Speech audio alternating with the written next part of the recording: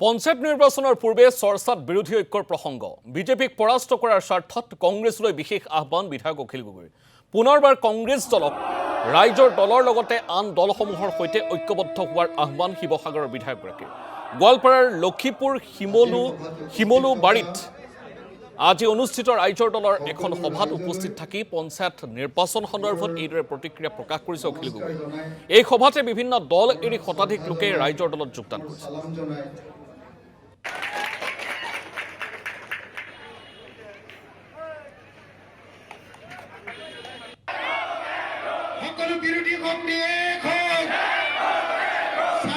definitely এইটো 2026 প্ৰস্তুতি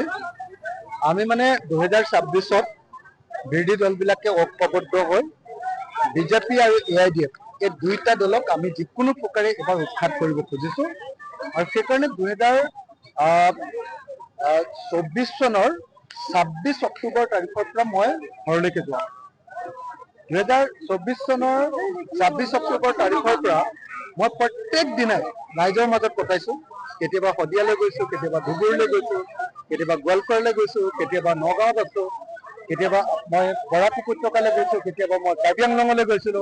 কেতিয়াবা মই শিৱসাগৰত আছো কেতিয়াবা মই আকৌ লখিমপুৰ বা ধেমাজিত আছো মুঠতে যোৱা 26 অক্টোবৰ তাৰিখৰ পৰা কেৱল আৰু কেৱল ৰাইজৰ মাজত আছো ৰাইজক বুজাবলৈ যত্ন কৰিছো যে 2026 চনত যদি বিজেপিক আমি পৰাভূত কৰিব নোৱাৰো তেতিয়াহ'লে অসমীয়া জাতিৰ অস্তিত্বই বিপন্ন হৈ যাব